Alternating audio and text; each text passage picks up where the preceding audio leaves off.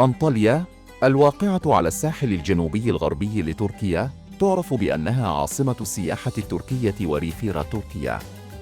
تأسست المدينة في القرن الثاني قبل الميلاد على يد الملك أتلوس الثاني من بيرغامون، ومنذ ذلك الحين أصبحت مركزاً حضرياً هاماً عبر العصور المختلفة، بما في ذلك الفترات الرومانية والبيزنطية والسلجوقية والعثمانية. تأسست أنطاليا في عام 150 قبل الميلاد على يد الملك أتلوس الثاني من بيرغامون، الذي أطلق عليها اسم أتاليا. بعد وفاة أتلوس الثالث، تم ضم المدينة إلى الإمبراطورية الرومانية بدون حرب، مما جعلها جزءاً من الإمبراطورية الرومانية.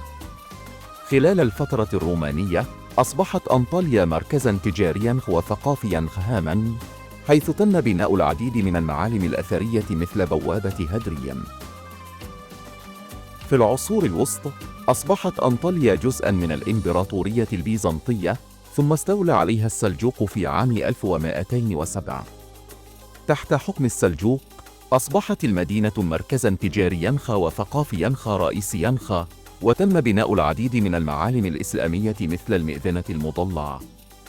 في القرن الرابع عشر، أصبحت أنطاليا جزءاً من الإمبراطورية العثمانية، واستمرت في النمو والتطور حتى أصبحت اليوم واحدة من أهم المدن السياحية في تركيا. الأماكن السياحية في أنطاليا. المدينة القديمة كاليتشي تتميز بشوارعها الضيقة والمنازل العثمانية التقليدية، وتضم العديد من المتاحف والمطاعم والمحلات التجارية. بوابة هدريم بوابة رومانية قديمة بنيت تكريماً للإمبراطور هدريم. المئذنة المضلعة مئذنة تاريخية تعود إلى العصر السلجوقي. شلالة دودن شلالة طبيعية رائعة تقع بالقرب من المدينة. متحف أنطاليا الأثري يعرض مجموعة كبيرة من القطع الأثرية التي تعود إلى العصور المختلفة. المأكولة التقليدية في أنطاليا. الكباب يتميز بتنوعه واختلاف طرق تحضيره. البوريك فطائر محشوة بالجبن أو اللحم أو السبانخ. البقلاوة حلوى تقليدية مصنوعة من العجين المحشو بالمكسرات والمغطى بالعسل أو الشراب. الفنادق ذات الميزانية المحددة في وسط مدينة أنطاليا.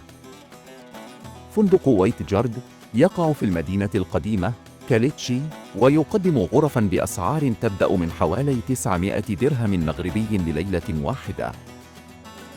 بيت الشباب بيبوالد يوفر إقامة للبالغين فقط بأسعار تبدأ من حوالي 650 درهم مغربي لليلة واحدة. فندق سكي كاميرا أنطاليا يقع على بعد 400 متر فقط من المرس، ويقدم غرفاً بأسعار تبدأ من حوالي 690 درهم مغربي لليلة واحدة.